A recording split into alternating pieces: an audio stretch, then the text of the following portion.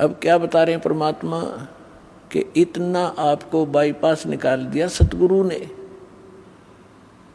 और फिर क्या बताते हैं, सात समुद्र की मसीह करूं, लेखनी करूं बन राय, धरती का कागज करूं, गुरु गुण लिख्यो न जाए। अब लिख के दिखाओ गुरु के गुण, ऐसे सतगुरु के गुण जो इतने दुखों से आपको बचाएगा।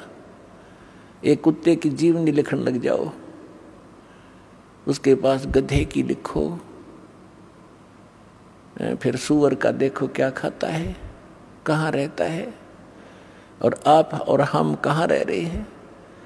ये सुविधा आपको क्यों प्राप्त है? जैसे विद्यार्थी को माता पिता, चाहे मजदूर हो, चाहे किसान हो, या कोई बिजनेसमैन है, अपने बच्चों को पूरी सुविधा देता है, समय देता है कि बेटा जाओ तुम स्कूल में शिक्षा ग्रहण करो, अच्छी ड्रेस पहनाता है, आपसे फटे पुराने पहनता है, उसको अच्छी ड्रेस देता है।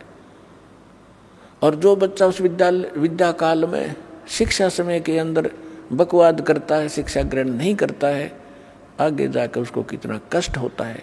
यही स्थिति आज आपकी है। जिनको मानव शरीर प्राप्त है वो उस विद्यालय में प्रवेश प्राप्त है जिसमें मोक्ष हो सकता है, मोक्ष होता है। यानी भक्ति के लिए आपको ये ड्रेस अलग से मिली है, ये सुविधाएं मिली है। और जो इन सुविधाओं का दुरुपयोग करता है, कोठी बंगले बनाने में अपना जीवन नाश कर रहा है, और यहाँ के ड्रामाबाजी करके ब्याह शादियों में अपनी शान शौकत दिखाता है, वो महामूर्ख व्यक्ति है इस भक्ति के मार्ग में। समाज से कुछ भी करो, लेकिन भगत के लिए ये बिल्कुल अलाउड नहीं है। अध्यापक विद्यार्थी के लिए, विद्यार्थी सिनेमा देखे, शराब पीवे और ताश खेल सारा दिन, बकवाद करे, अपना उद्देश्य नहीं कर रहा है, तो विद्यार्थी बेशक है लेकिन वो उद्देश्य से भटका हुआ। तो ऐसे वो दशा उस व्यक्ति की है जो मनुष्य शरीर प्राप्त करके सत साधना नहीं करते। तो यहाँ क्या बताते हैं परमात्मा, सात समुद्र की मसी करूं, लेखनी करूं बन राय, धरती का कागज करूं, गुरु गुण लिख्यो न जाए।